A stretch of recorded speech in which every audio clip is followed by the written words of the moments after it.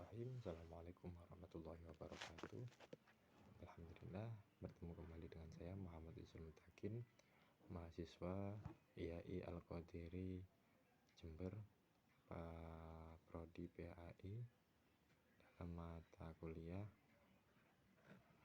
PTK atau penelitian tindakan kelas, di mana di sini saya akan mempresentasikan konsep dasar PTK atau penelitian tindakan kelas.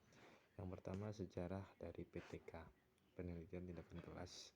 Ini pertama kali dikenalkan oleh psikolog sosialis dari Amerika yang bernama Kurt Lewin pada tahun 1946.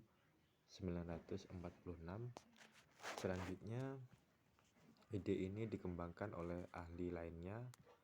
Kemudian pada tahun 1952 sampai 53, Stephen Curry menerapkan PTK dalam bidang pendidikan. Nah, sedangkan di dalam negara Indonesia, PTK ini mulai dikenal pada akhir 80-an.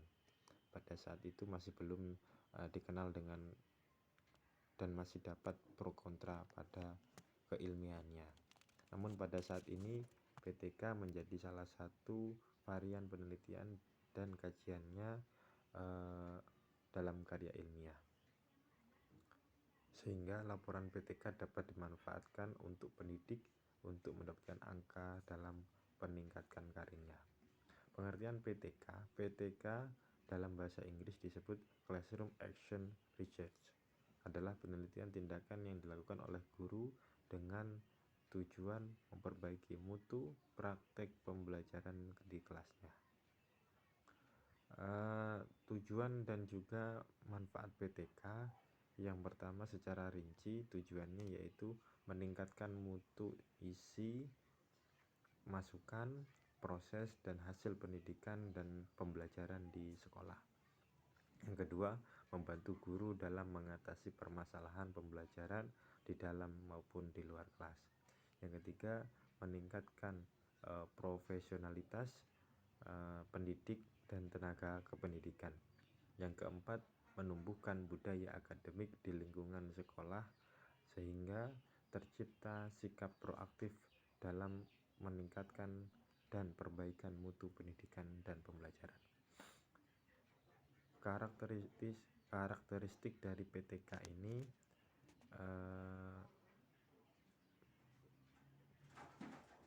merupakan kegiatan yang bukan hanya untuk memecahkan masalah, namun juga mencari dukungan ilmiah atas pemecahan masalah tersebut.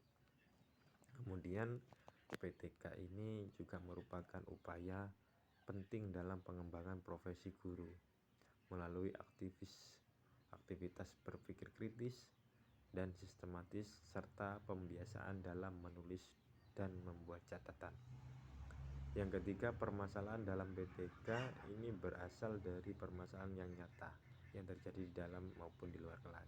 Kemudian terdapat kolaborasi antara praktisi guru dan kepala sekolah dengan peneliti dalam pemahaman kesepakatan tentang permasalahan sehingga menghasilkan kesamaan tindakan. Prinsip dari PTK yang pertama yaitu tidak mengganggu kegiatan belajar mengajar.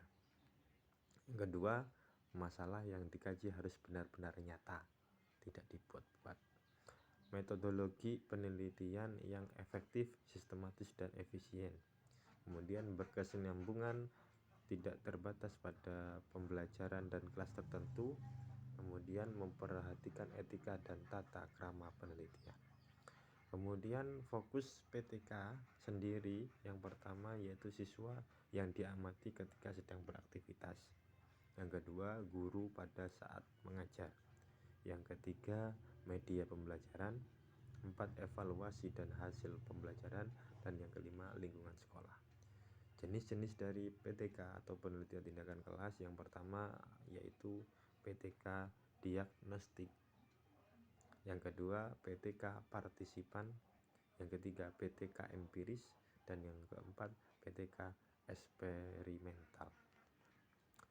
Kemudian plus minus ataupun kelebihan dan juga kekurangan PTK diantaranya kelebihan dari PTK sendiri yang pertama melibatkan berbagai pihak. Yang kedua, mendorong kreativitas dan berpikir kritis. Yang ketiga, hasil penelitian dapat diterapkan secara langsung. Yang keempat, fleksibel dan adaptif. 5, dapat digunakan untuk mengembangkan kurikulum. Yang keenam, dapat meningkatkan profesionalisme guru. Kemudian kekurangan dari PTK diantaranya keterbatasan peneliti sehingga PTK tidak secara otomatis dilakukan. Terus kesimpulan yang dihasilkan tidak bersifat universal. Yang ketiga, masih diragukan karena bersifat situasional dan terkadang tidak menerapkan metode ilmiah secara sistematis. Itu tadi yang bisa saya sampaikan, kurang lebihnya saya mohon maaf. Assalamualaikum warahmatullahi wabarakatuh.